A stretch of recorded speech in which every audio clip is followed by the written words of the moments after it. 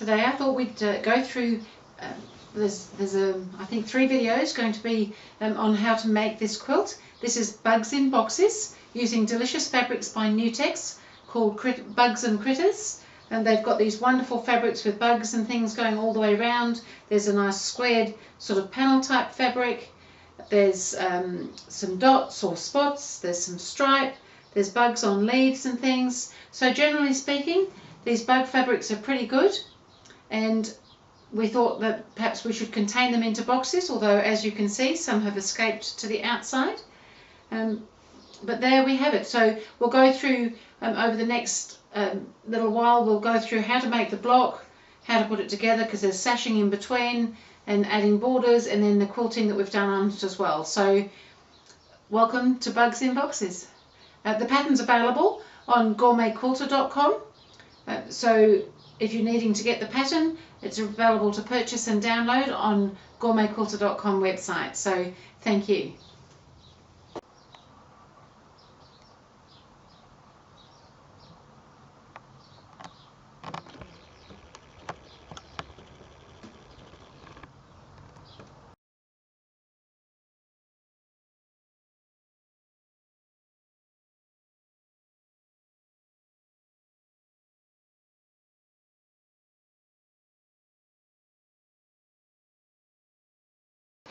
I thought I'd just show you how to make the blocks. We've got what they call a Y seam, which if you look at it like this makes a Y, or otherwise known as a mitered seam. So we're going to quickly go through that whole process for you, just to make sure that you understand how that's all done. So in order to make it look a little bit like they're in boxes, like a shadow box or something, we've got to have a darker strip here to a lighter one, because the light would perhaps be falling on that bit. Just to sort of indicate that dimension a little bit. And then we've got a red surround, also they're all mitered, and then we've got this stripe in this case with just the corners off, again to give it that sort of boxed sort of look. There's one block, but we've used 2 different fabrics, so we've alternated the dots and the stripe in this particular quilt. So we'll go ahead and get started with that. So in your cutting you had various things to cut out, some of which was from this delicious panel with all these little critters all over it. So we needed some squares of those, we needed some light and dark grey strips to go on around that, but they're just going on 2 sides. So we're going to pop a dark grey one down one side, and we're going to pop a light grey one along the lower edge if your squares have got a right and wrong way up. So I've already popped the first one on, and your notes go through all this for you. You'll be able to see all of this in the pattern. So it shows you how to do all this sort of stitching here. So we're wanting to stop, when we sew this piece on down the side, we're wanting to stop 1/4 of an inch before we get to the edge of the square. So we need to do that with that one, and then we need to do that one with this one coming across as well. So I'll pop this one on quickly, and you may want to pop a little pin in there so that you can see where that's going to stop, because it's fairly important that it stops at about the same place as the other one did so that they meet. So I've popped a pin in there to tell me where I'm going. You could just mark it, or you could be really clever and not do either of those things. So we'll just sew that in, and just hold, while you're doing that, just hold the other piece well out of your way so that it doesn't get caught up in the stitching. We're just using a normal 1/4 inch seam allowance here, and you may want to do a little back stitch. And now we've kind of done that, we need to make sure that they're pretty much meeting at the corner, which they are. And now we're going to work out how to do the miter. So what I'm suggesting, and this is also in your notes, is that you just do a temporary pressing. So don't use a steam and set it too hard. You want to press that seam in towards the square most of the way along. You don't have to go right to the point, so that the strip is going to lay flat. That will be quite helpful while we're doing the mitering, but we are going to come back later and press that seam out the other way, so it won't all be helpful. So I'll go ahead and show you how to do that mitering. So with our mitering, we're going to use the board a little bit for this, and a ruler and a pencil. So what we want to do, we've got those 2 seams, we're going to fold that in half diagonally now, so that your strips sit nicely together. So that's why we've got that seam pressed a little bit flat, so that they'll sit fairly flat. We want to fold that corner, sorry, that block from corner to corner, that square. And because our boards, a lot of them have this nice mitered line along them. Not all of them have, I suppose. I don't really know all the boards. But if yours has, it's quite helpful for this sort of thing, because you can line that diagonal up with the line on the board, and also at the same time line up your straight edge of your strips there, which is very helpful. If you don't have that opportunity, most rulers have a 45-degree angle on them. I'm going to use a little square which has a 45-degree angle, which is very convenient because it's all little with this one. And so what we want to do is follow this line of where the fold is right the way through the strips and come out the other side. So we're going to lay the ruler on there so that it sits along that folded edge, and so that if you've got a line, a diagonal line on your ruler, the 45-degree line, line that up either with a line on your board or with the edge of your strips there, so that everything's sitting at the right angle, and that should all sit straight that way and straight that way. And so what we want to do is just draw a line out to the edge from the stitching where we stopped our stitching, and follow, which should be at the same point of where that fold is. That should all just follow through, because we want to stitch along the same line as that. And so now I'm going to go to the sewing machine and keep that all together nicely, and just stitch right in and stop where our stitching stopped and started from before.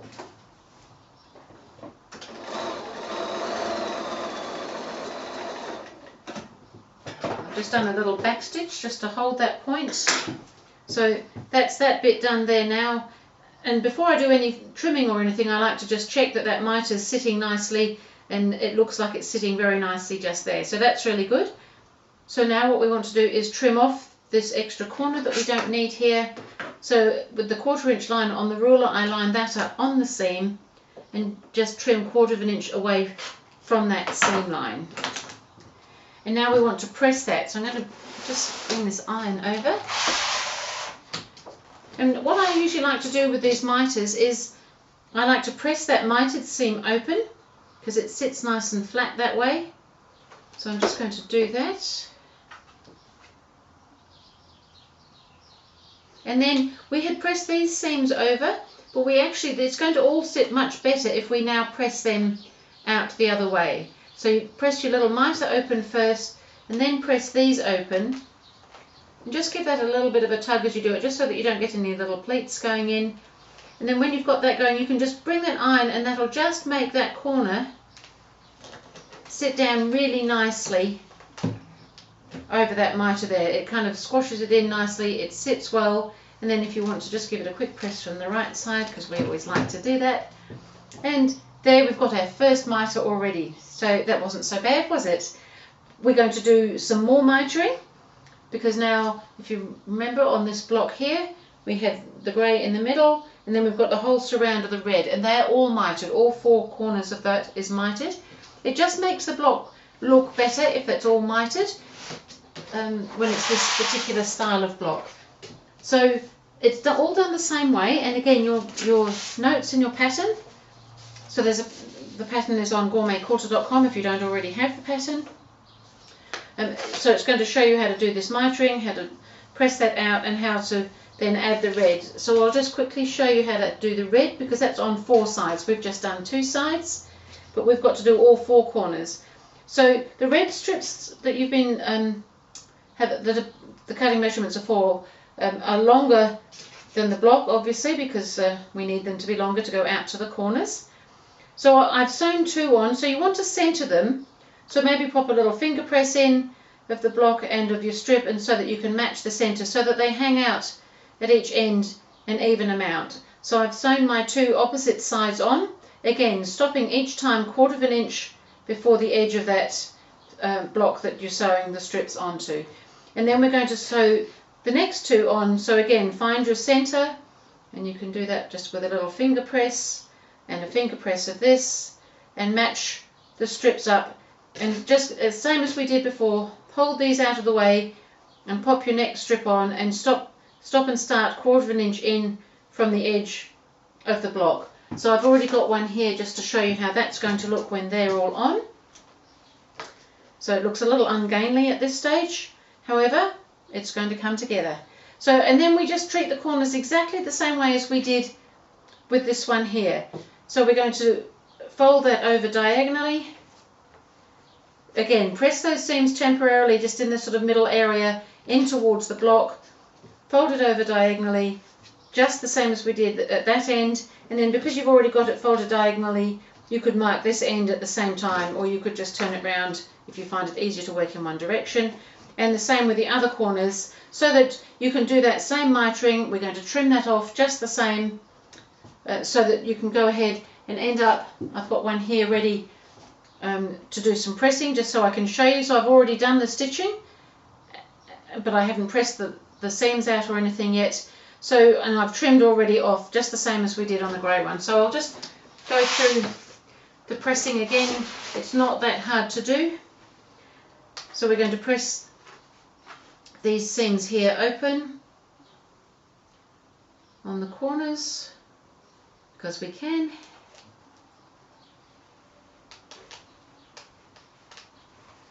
And we'll do another one. I don't want to waste all your time watching me do my ironing. And then, because we've got that seam facing in, we now want that to face out. So just get it to sit over, and then you can bring it out the right way if you want to. But I still find that with those corners, it's easier to do it whilst it's up this way initially, so that you get that nice flattened area there with that corner. But just keep an eye on your other seams when you do this, that you're not making other things go in different places to where they should go. And so when you've turned that over, you've got that nice flat, it's sitting nice and flat on the back, it's sitting nice on the front. If these little rabbit ears are irritating you, you can snip them off, we don't need them, otherwise just ignore them. And so that's getting the block ready to that stage. And then if we look at the block, we find that there's still yet another stage. We've got to put two more sides on here. So on the opposite sides to where we had the grey, we've popped the stripe or the dot, which are done exactly the same way, just different fabrics. So when we've got our block to this stage, and I've got one ready here, so we've got our block ready like this, it's all pressed, this one. We need to get our stripes and dots ready. So in your cutting instructions, you needed to cut some strips of either or, some dots and stripe. Now, when you're cutting the stripe, you most likely noticed that you had to cut a wider strip and then slice it into narrower strips. That's because we wanted the stripe to go along the fabric rather than going in the short lengths that you often get when you cut the fabrics like that. So we've got some little black squares that were in the cutting instruction, little background ones, and they're going to go on the corners so that that block ends up looking more like a box with those little bits on the ends. So the same thing though, once we get to this stage, we're making it in exactly the same way. We're putting the strips on the opposite side to where your greys are. So we're going to come on the top side. Now the other thing to mention is when you've got the squares, you need to draw a diagonal or mark a diagonal line on the square so that you can pop that on your strip, sew along the diagonal, trim away the corner that you don't need, and press that out, press the seam towards the stripe or the dot. So that's what the squares are for. And you want the squares to be going, so the diagonal lines to be going in opposite directions. So for each block you've got two strips and you need one to go off one corner and one off the other corner. And then we're going to pop that along there and along there, and then we're going to do the mitre. So I'll go ahead and get those ready just to show you the mitre again, because on a wider strip you've just got to be a little bit more cautious how we manage the wider strip.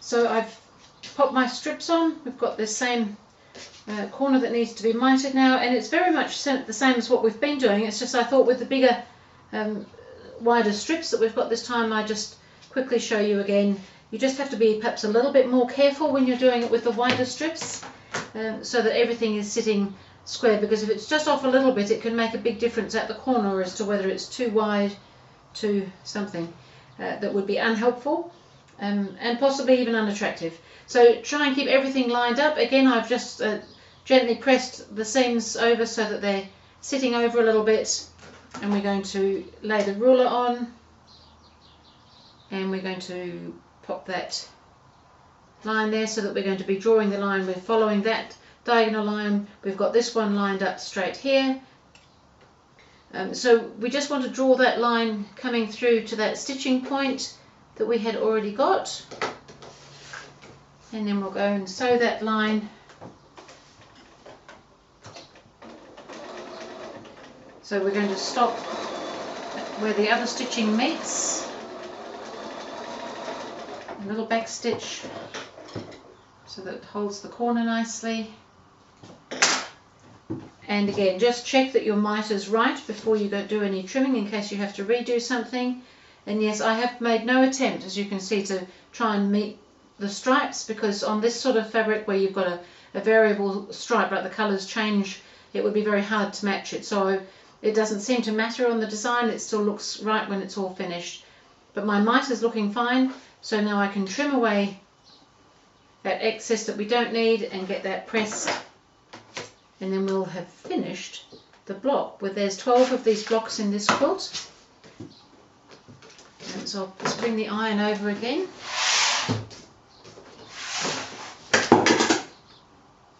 And we're going to press that seam open, just the same as we've been doing. Everything's just a little bit bigger with this one. And then we can press this seam out. Now just being careful to keep all your other seams flat as we've already pressed them, and just bring this one out. Make sure this seam stays flat as well. And the same up here. And then just press it again from the right side to make sure everything is sitting beautifully.